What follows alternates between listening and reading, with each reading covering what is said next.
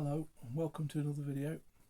I'm going to look at one or two bits 3D printed stuff I've done and talk about one or two things I've had a go at and where I've gone wrong mostly and where I've gone right, sort of stuff.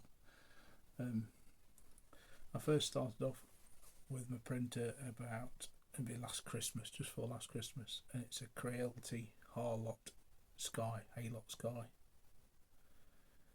It's been really good. I've had hardly any issues with it at all, really. Most of the mistakes have been down to me, as usual with these things. I started out with Z-Mud. These are out of the scrap box. So these have gone wrong. Junk. Which is not too bad. Finish on it. That's the Z-Mud. Then I went on to using Anycubic standard, which it made a really funny finish. I really didn't get on with this at all. Say the same settings as what I was already using with the Z-Mud. So I tried technology outlets, ABS like, and I've had much more success with that. And it's been a lot better, an awful lot better. Now, see, some of the main points I'd just like to say where I went wrong is being really careful with the FEP, using a soft paintbrush to clean it with your alcohol, using a hang on a minute, come on then, get there, using a spatula, like a silicone spatula like you use for baking. Do not go anywhere near it with a metal scraper they send you. Well, that's just for parting stuff off the plate. And don't use kitchen roll. There's nothing in the instructions about not using kitchen roll on your FEP, but it destroys it. And it's also very easily stretched if you sort of rub the back of your hand along it or anything like that to get stuff off you. Be ever so careful and don't poke it with your fingers and stuff. I watched quite a lot of videos, but did not all say the same things. But that's my experience with it. I've had to change it, which wasn't that difficult comparatively as I thought it would be, but it was alright.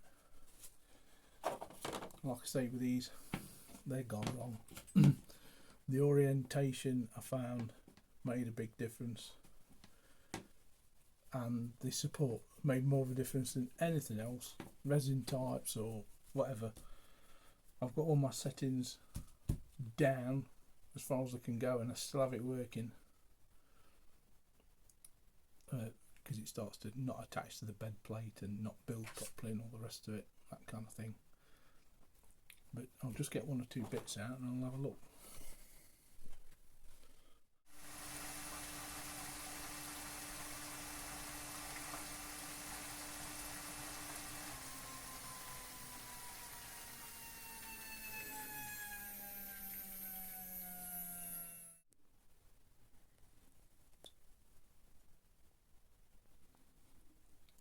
Sorry about this, the light's not very good in here.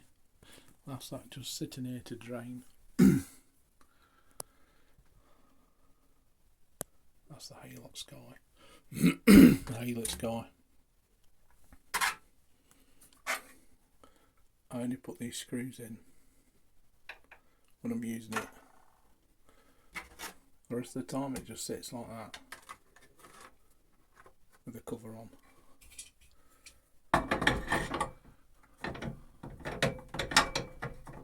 Properly on and tight. One thing I would say, if that's on, tighten it. If it's off, just leave it off, because otherwise you'll forget and run it with it loose. Been there, done that, only once fortunately. And levelling these with these screws, I used a piece of FEP. It's got a bit of old FEP to bed level it, and I've done it once, and then I've moved it into this room, checked it again and it was fine. I've not had any bother with it at all. It's good to have like a can't really see all this. I've got like a dirty system and a cleaner system, and I just use these mushroom tubs for washing the head and the parts in before they go into the wash and cure machine. I'll take them next door. This is just, there used to be a walk-in cupboard thing. I've just used it for this because it's got no external windows, so just handy for the job. Right, I'll pop this in the water. It's been washed twice in alcohol, lukewarm water. Not always easy to work with gloves on, but this stuff can be a bit funny.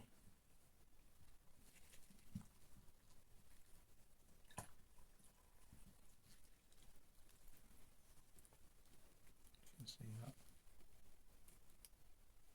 Can just come out. There's one. Let's see if I can find the other one. There we go.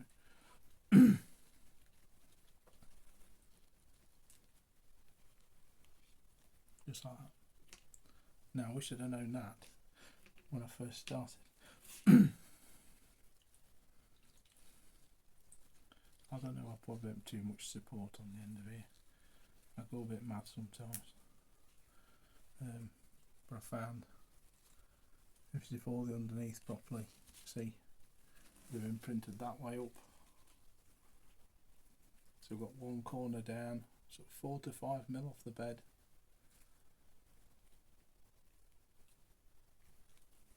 And then a bit of angle. It's not building all these flat surfaces in one go. You can see it's a bit gibby.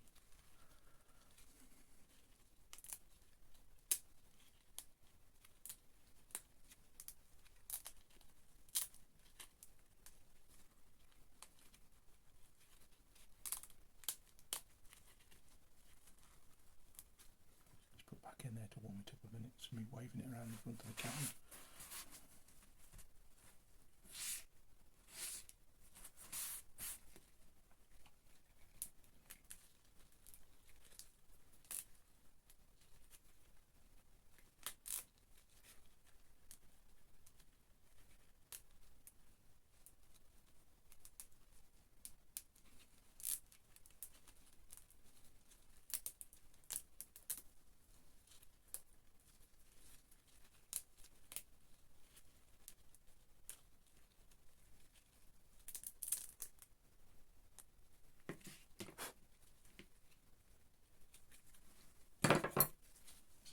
Bits in there.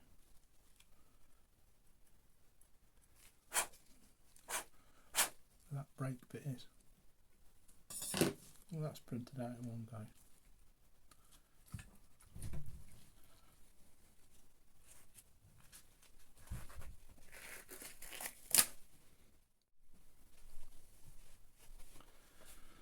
Right, some of this stuff I've designed myself. That is a file from Thingiverse. It's a much smaller boat and I've enlarged it. I had to put the mesh through. I had to put the mesh through Fusion to get it to print properly because it wouldn't. That's not really been cleaned up properly. It's just as it come off the cured and everything. And I've done. So this ABS light's quite flexible. You can put it in warm water and manipulate it a bit. That was a bridge side. I've done on Fusion, supported on the bottom, because obviously it prints that way up. You can just see the support marks, and because it's building along as it goes, it's important to get your angles right. That makes more difference than anything else I've found. That was something I designed for this bridge I'm building for the layout.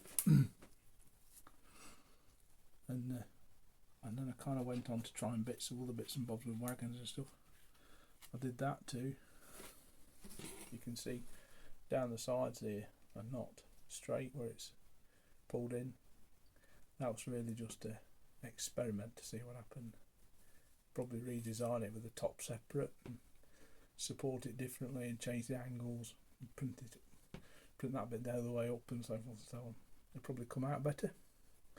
But I could chop the top off and use it for something. Got 2 of them in the scrap box. And then designed a wagon turntable. Just sits flat down and the Pico track goes straight up to it, so it can sit straight on your layout board really. I designed it with a Lego axle in the centre, so it runs on a Lego 90-degree worm gearbox. Because they've got 3 holes in, you can use the outside 2 holes to screw it to the baseboard, and then the centre hole drives the gearbox, and you can just run an axle out through the side. These have been cleaned up underneath, that's just been wafted with undercoat. So I redesigned it to slightly bigger, just to stop the wagons falling off the ends. It's not, I think it's about 14 foot, it's perhaps a bit bigger than they should have been. And I just solder bits of rail together and glue them in. They work quite well. You can just pull them off and plonk them on. They don't need a base building, you can just bring tracks in from any angle. Just a bit of an experiment. That's the side I designed on Fusion for a cheese van. See all the marks on the back with the support spin. To try and print it sort of face down.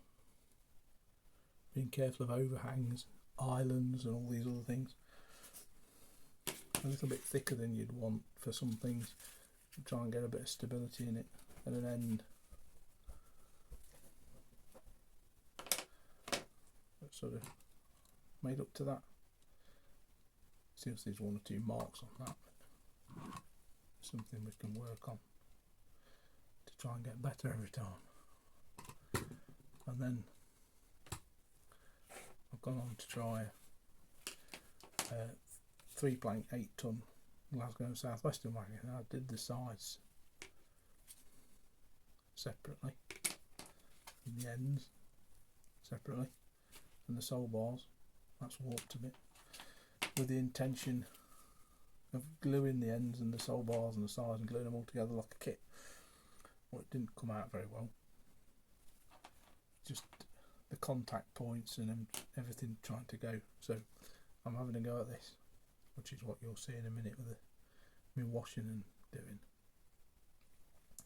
Redrew it with the sides and the ends, or sole bars and the ends on together. And I'll just put plastic card in to strengthen it in the base. The van's got quite a bit of plastic card in the floor and partitions and stuff, just to give it a bit of rigidity. So I've got 2 of them to have a go at, and I'll use white metal axle guards and white metal buffers and just standard couplings, slated wheels. Made drew a brake unit up. I'm still not brilliant at drawing brake shoes, but I drew a brake unit up for it. So I've got a couple of them. This is an underframe for the cheese van, which curiously printed lines down the side for some reason. Especially since it was printed at an angle. I don't quite know why, unless that's in the design. You can see there's sometimes sort of warping. This stuff moves about, you need to strengthen it with plastic card. But we'll see. We'll see how we go. It's definitely useful. Get coach air cylinder. Just go on, draw it up on Fusion, slice it, print it off. You've got 6, 8, 10, however many you want. It was against the traditional way of using dowel or plastic card or anything. It's just another tool. It's a bit like cheating, I suppose, when you build things. But then I spent an awful lot of time drawing that up on the CAD program instead. But definitely worth having a go. If you're thinking about having a go and getting your own or whatever, it is very flexible and it's useful. The future of making your own trucks, I don't know how well they last yet. The resin deteriorates over time, and this plastic card does as well. So yeah, we will see. Maybe things develop in the future, resins change and things get more stable. It'll help, and I'll still have the files to print another one. salvage the parts. But yeah, we'll see how we go.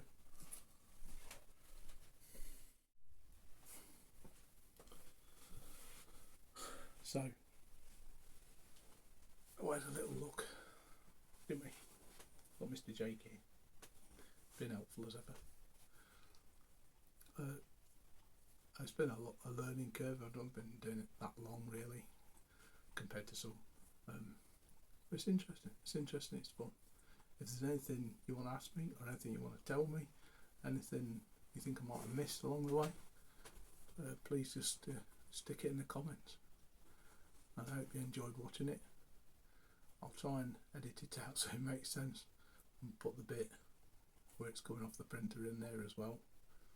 I'm a bit new to all this putting things together business. So put you in charge, shall we? What? Shall we go and get a cup of tea? Yeah, you're a good lad, aren't you?